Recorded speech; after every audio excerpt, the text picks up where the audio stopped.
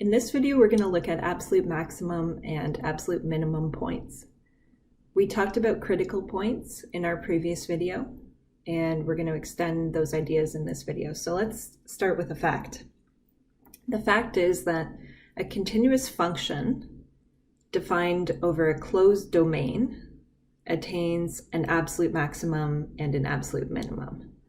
So let's talk a little bit more about this idea of closed domain, and then we'll draw some pictures.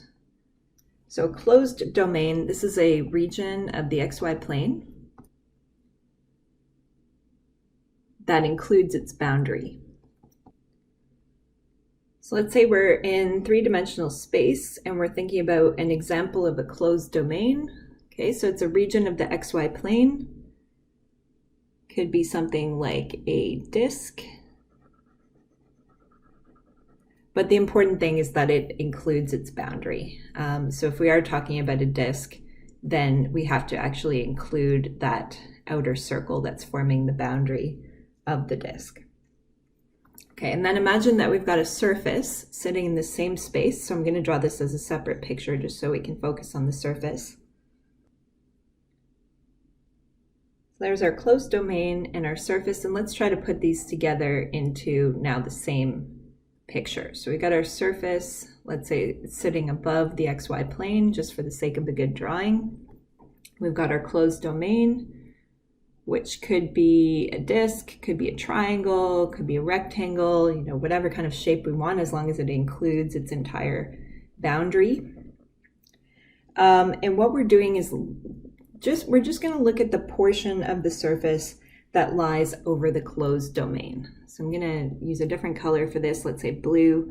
Imagine tracing up all the points that are on that boundary, just thinking about what points would lie over the boundary and on the surface there.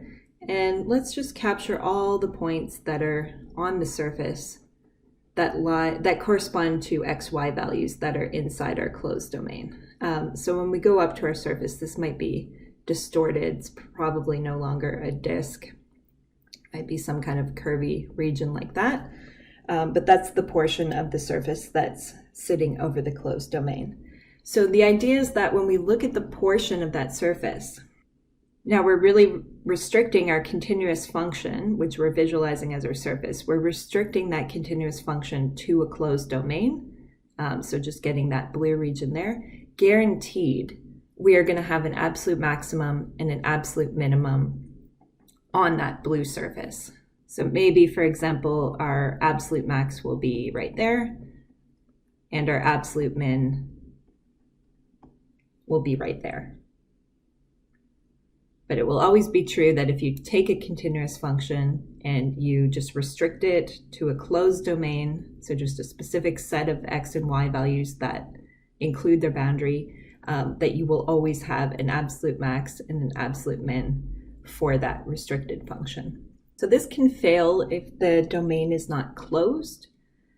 Closed just means containing its boundary. So if we were in a situation where the domain does not contain its boundary, let's draw a picture here. Let's imagine, again, our domain is a disk, but this time it doesn't contain that outer circle. So I'm just going to draw kind of a dotted boundary here. And then we're capturing all the points that lie strictly inside that circle.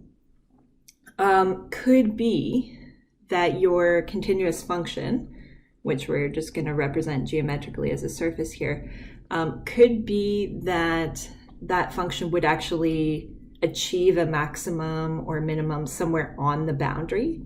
That's not always the case, but it could be true that maybe the absolute maximum is right there at a point corresponding to an XY value on the boundary.